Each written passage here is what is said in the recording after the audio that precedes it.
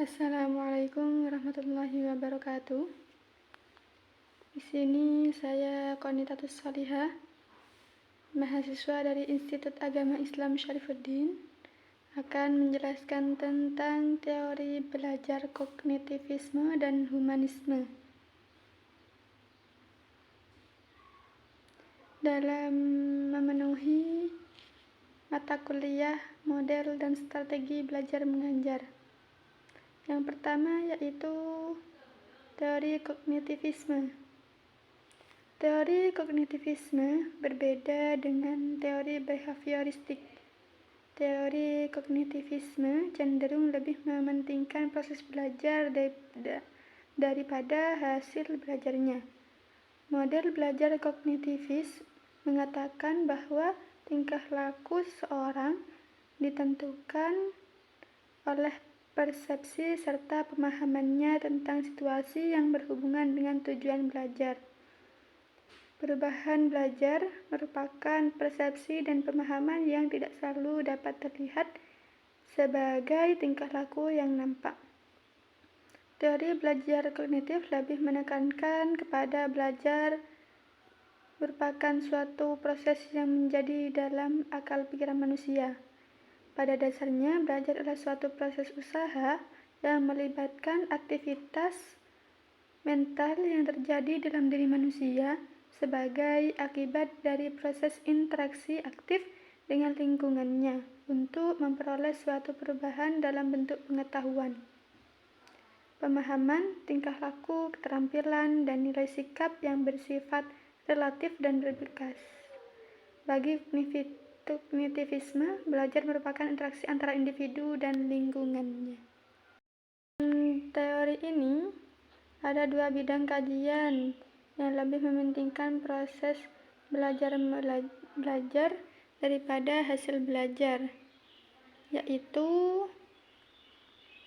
yang pertama, belajar tidak sekedar melibatkan stimulus dan respon, tetapi juga melibatkan proses berpikir yang sangat kompleks.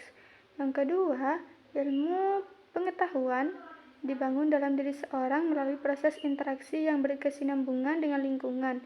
Menurut psikologi kognitivistik, belajar dipandang sebagai suatu usaha untuk mengerti sesuatu dengan jalan mengaitkan pengetahuan baru ke dalam struktur berpikir yang sudah ada.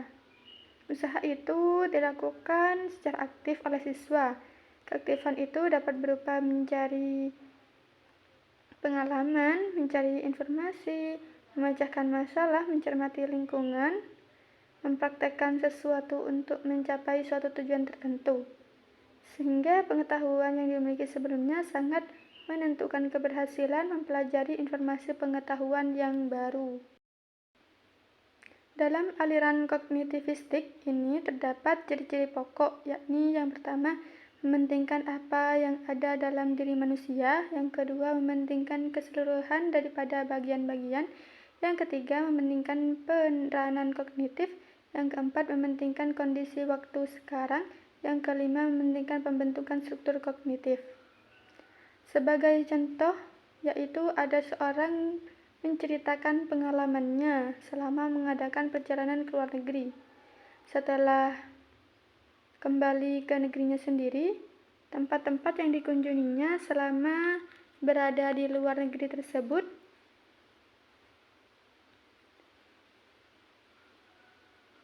tidak dapat dibawa pulang. Pada waktu itu sedang bercerita, tetapi semua tanggapan-tanggapan, gagasan dan tanggapan itu dituangkan dalam kata-kata yang disampaikan kepada orang yang mendengarkan ceritanya. Tokohnya yaitu ada Jean Piaget, Brenner, dan Ausable Robert M. Gage. Teori perkembangan kognitif dikembangkan oleh Jean Piaget, pakar kognitivisme.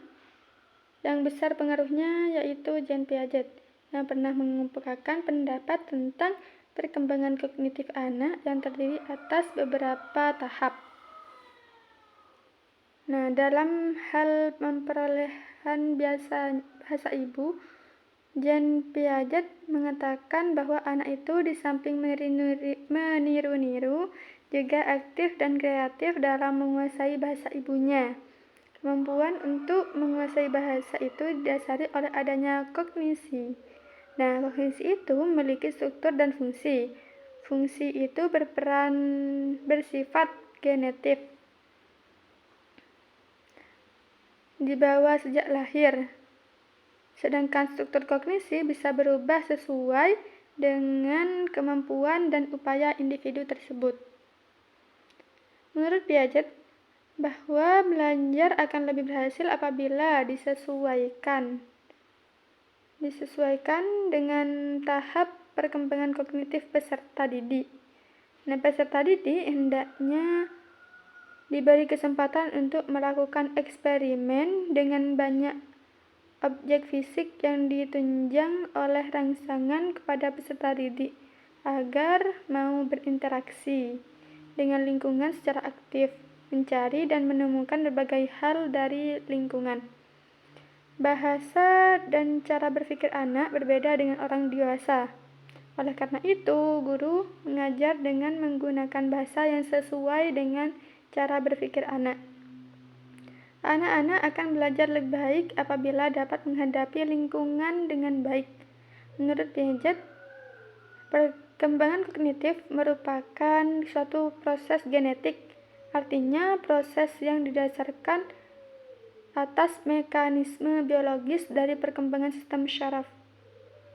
Semakin bertambah umur seseorang, semakin kompleks susunan sel syarafnya, dan semakin meningkat pula kemampuannya. Sehingga ketika kita dewasa, seseorang akan mengalami adaptasi biologis dengan lingkungannya yang menyebabkan adanya perubahan-perubahan kualitatif di dalam struktur kognitifnya. Selanjutnya yaitu pembagian proses belajar menurut Piaget. Yang pertama yaitu asimilasi, yang kedua akomodasi, yang ketiga akuilibrasi. Nah, Piaget juga mengemukakan bahwa proses belajar harus disesuaikan dengan tahap perkembangan kognitif yang dilalui siswa. Proses belajar yang dialami seseorang akan berbeda pada tahap-tahap lainnya. Oleh karena itu, guru seharusnya memahami tahap-tahap perkembangan kognitif anak didiknya serta memberikan isi, metode, media pembelajaran yang sesuai dengan tahapannya.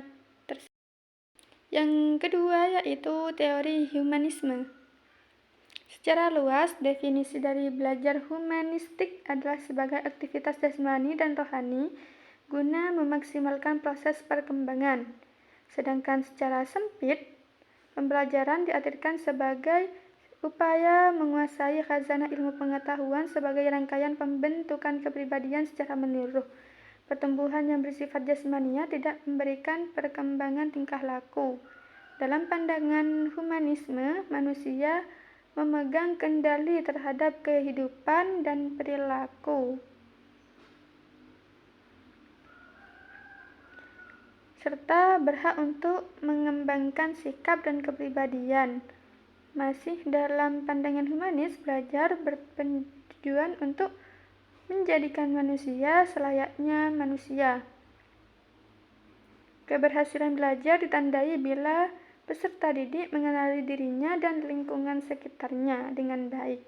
Nah, peserta didik dihadapkan pada target untuk mencapai tingkat aktualisasi diri semaksimal mungkin.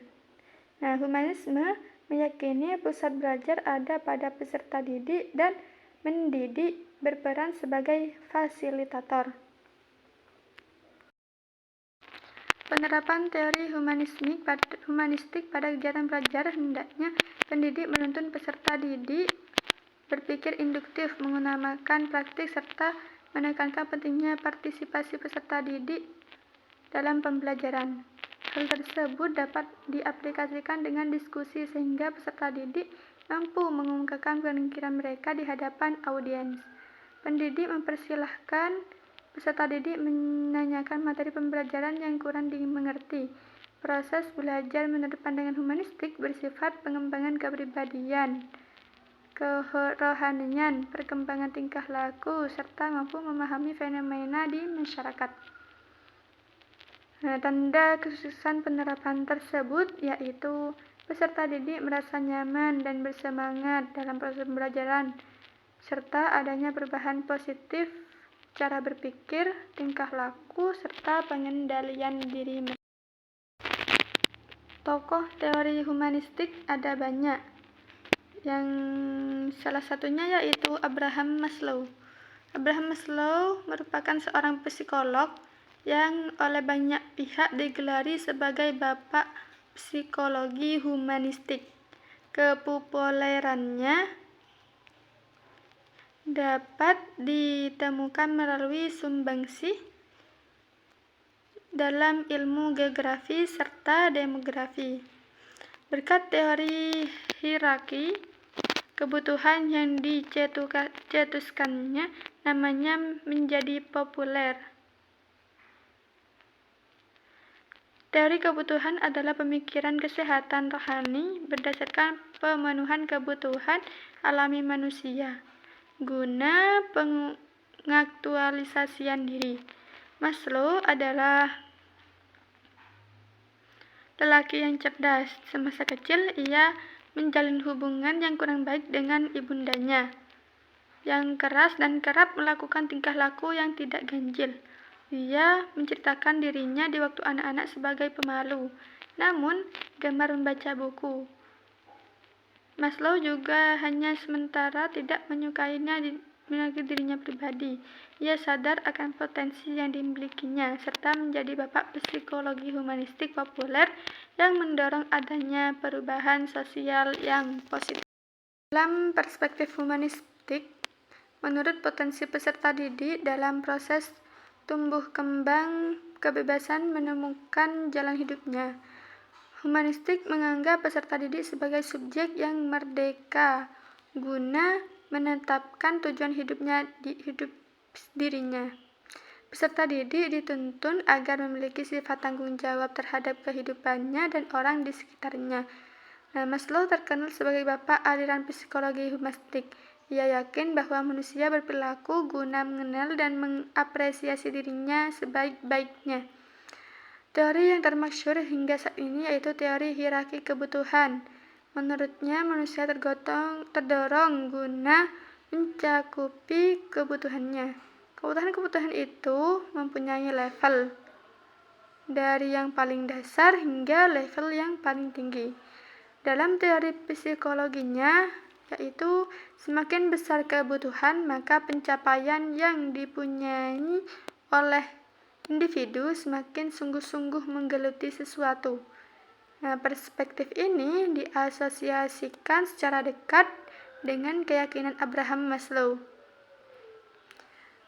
bahwa kebutuhan dasar tertentu harus dipenuhi sebelum kebutuhan yang lebih tinggi dapat dipuaskan. Menurut hierarki kebutuhan Maslow, pemuasan kebutuhan seorang dimulai dari yang terendah hingga yang tertinggi, yaitu dari fisiologis, rasa aman, cinta dan rasa memiliki, harga diri, dan aktualisasi diri. Pertama yaitu kebutuhan fisiologis. Kebutuhan fisiologis terdiri dari kebutuhan pokok yang bersifat mendasar. Kadangkala disebut kebutuhan biologis di tempat kerja, serta kebutuhan untuk menerima gaji, cuti, dana pensiunan, masa-masa libur, tempat kerja yang nyaman, pencahayaan yang cukup, suhu ruangan yang baik. Kebutuhan tersebut biasanya paling kuat dan memaksa sehingga harus dicukupi terlebih dahulu untuk beraktivitas sehari-hari. Ini menandakan bahwasannya dalam pribadi seorang yang merasa serba kekurangan dalam kesehariannya, besar kemungkinan bahwa dorongan terkuat adalah kebutuhan fisiologis. Dalam artian manusia yang katakanlah melarat bisa jadi selalu terdorong akan kebutuhan tersebut. Yang kedua yaitu kebutuhan akan rasa aman. Sesudah kebutuhan fisiologis terpenuhi, maka akan timbul kebutuhan akan rasa aman. Manusia yang beranggapan tidak berada dalam keamanan membutuhkan keseimbangan dan aturan yang baik, serta berupaya menjauhi hal-hal yang tidak dikenal dan tidak diinginkan. Kebutuhan rasa aman menggambarkan kemauan mendapatkan keamanan akan upah-upah yang ia peroleh dan guna menjauhkan dirinya dari ancaman, kecelakaan, kebangkrutan, sakit, serta mara bahaya.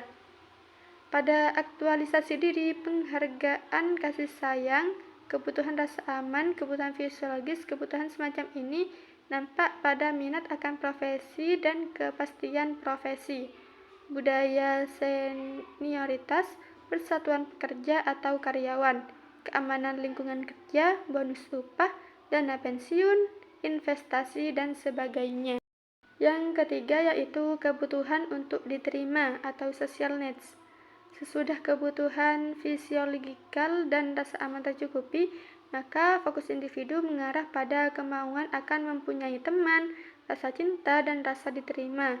Sebagai makhluk sosial, seorang bahagia bila mereka disukai serta berupaya mencukupi kebutuhan bersosialisasi saat di lingkungan kerja, dengan cara meringankan beban kelompok formal atau kelompok non-formal, dan mereka bergotong royong bersama teman satu tim mereka di tempat kerja, serta mereka berpartisipasi dalam aktivitas yang dilaksanakan oleh perusahaan di mana mereka bekerja.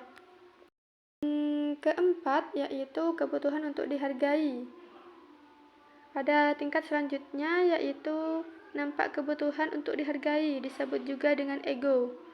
Kebutuhan tersebut berkaitan dengan keinginan guna mempunyai kesan positif serta mendapat rasa diperhatikan, diakui, serta penghargaan dari sama manusia.